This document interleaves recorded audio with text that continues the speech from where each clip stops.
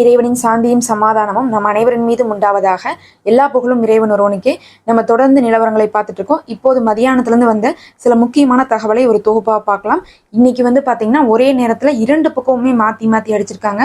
ஒண்ணு இஸ்ரேல் என்ன பண்ணிருக்காங்கன்னா ஏமனை அடிச்சிருக்காங்க. ஏமன் பதிலுக்கு அப்போதே இஸ்ரேலை திருப்பி அடிச்சிருக்காங்க. அதை பற்றி பார்க்கலாம். முதல்ல ஏன்னா இஸ்ரேல்ல தொடர்ந்து ஏமனை தாக்குவதற்கான கோரிக்கைகள் அவங்களுடைய நெசட் சபையில முன் வச்சுட்டு இருந்தாங்க.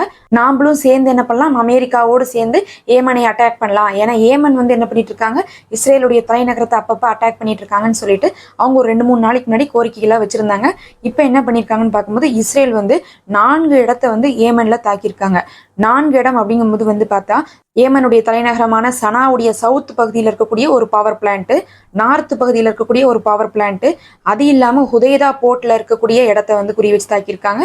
இது இல்லாம 4வதாக ராசிசாஸ் அப்படின்னு சொல்லக்கூடிய ஆயில் ஃபெசிலிட்டி இருக்கக்கூடிய இடத்த தாக்கியிருக்காங்க. இந்த 4மே பாத்தீங்கன்னாவே தெரியும், பவர் பிளான்ட் 2, ஒன்னு ஆயில் ஃபெசிலிட்டி, இன்னொன்னு போர்ட் துறைமுகத்தை தாக்கியிருக்காங்க. இது 4க்கும் ஆயுதத்துக்கும் ஏதாவது சம்பந்தம் இருக்குமான்னு கேட்டா எந்த விதத்திலுமே சம்மந்தம் இருக்காது. இது ஏமனுடைய அவங்களுடைய பொருளாதாரம் சம்பந்தப்பட்ட இடம்.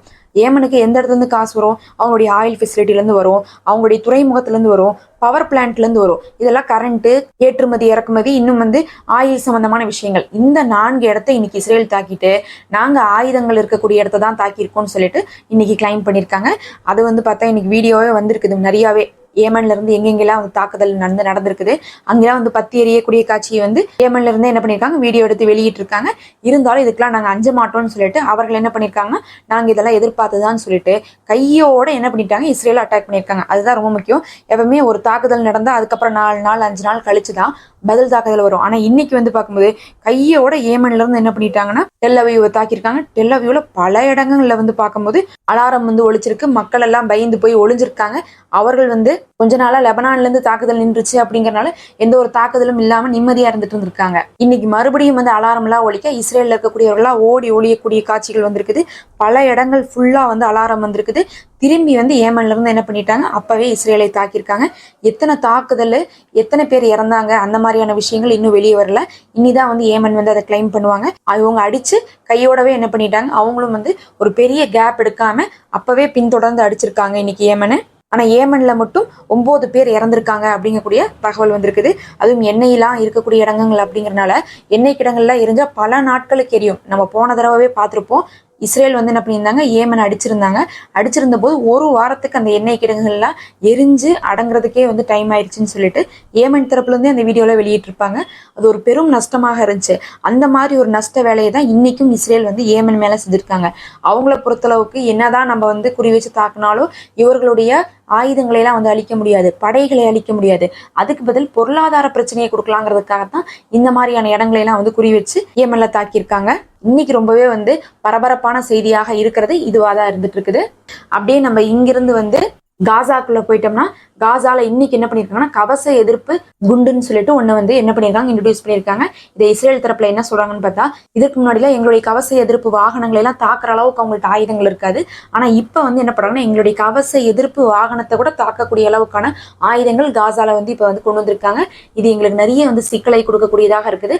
கவச எதிர்ப்பு வாகனத்துக்குள்ள பத்திரமா நாங்க ஒரு 15 பேர் 20 பேருன்னு பயணிச்சுட்டு இருக்கும்போது அதையவே துளைக்கக்கூடிய குண்டுகளை அவர்கள் கொண்டு தாக்குதல் பண்ணிட்டு இருக்கனால இப்ப தொடர்ந்து எங்களுடைய வாகனங்கள் என்ன ஆகுதுன்னா, இந்த ஆயுதம் கொண்டு போகக்கூடிய வாகனங்கள், கவச எதிர்ப்பு வாகனங்கள்லாம் தாக்கப்பட்டு இருக்குன்னு சொல்லிட்டு இன்னைக்கு இஸ்ரேல் தரப்புல இருந்தே கிளைம் பண்ணிருக்காங்க.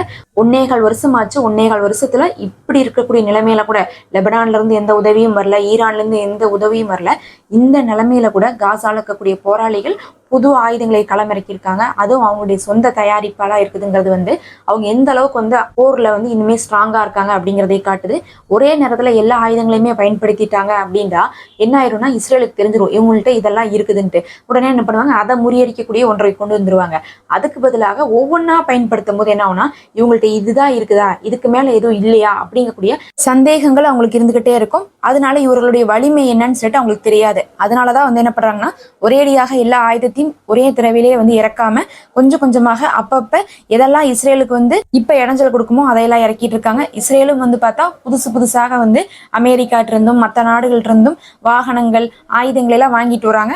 அதுக்கு சமாளிக்கிற மாதிரி இவர்களும் என்ன பண்ணிக்கிறாங்க, போராளிகளும் வந்து இறக்கி கொண்டிருக்காங்க. இன்னைக்கு அது வந்து இஸ்ரேலுக்கு ரொம்பவே ஒரு இடைஞ்சலாக வந்திருக்கு.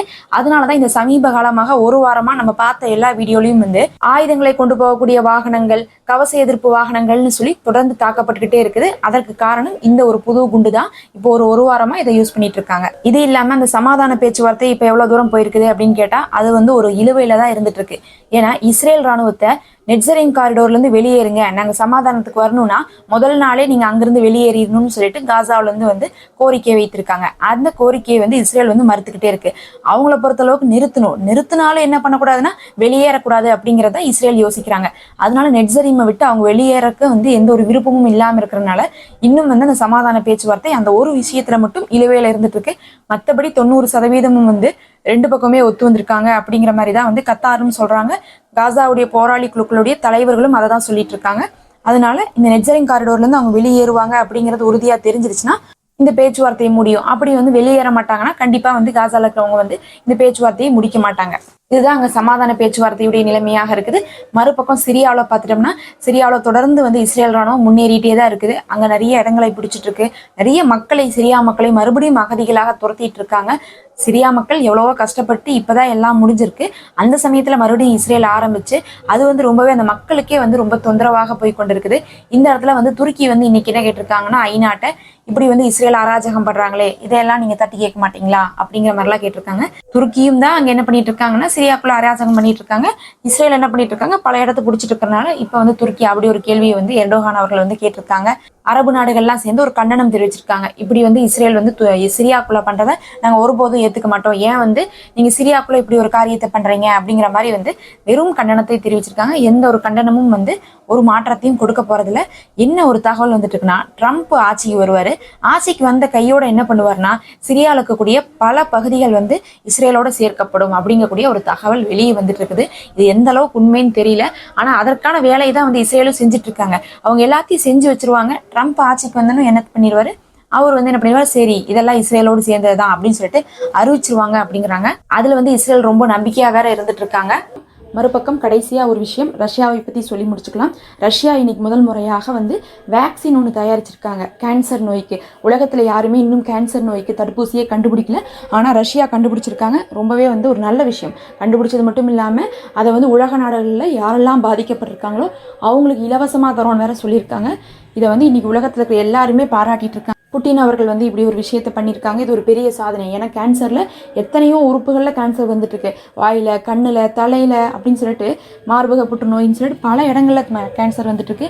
அதுக்கு எல்லாத்துக்கும் வேக்சினாக வந்து ஒன்று கிடைக்கும் போது அது என்ன ஆயிரும்னா நோய் வராமல் இருக்கிறதுக்கும் நோய் வந்தவங்களுக்கு சரியா இருக்கும் ஒரு காரணமா போயிடும். இன்னையாவது வந்து புற்றுநோய் இல்லாத ஒரு உலகம் இருக்கட்டும். இதெல்லாம் தான் இன்னைக்கு வந்த முக்கியமான செய்திகள். நம்ம இன்னும் சில தகவல்களோடு உங்களை நாளைக்கு சந்திக்கலாம். தொடர்ந்து இணைந்திருங்கள்.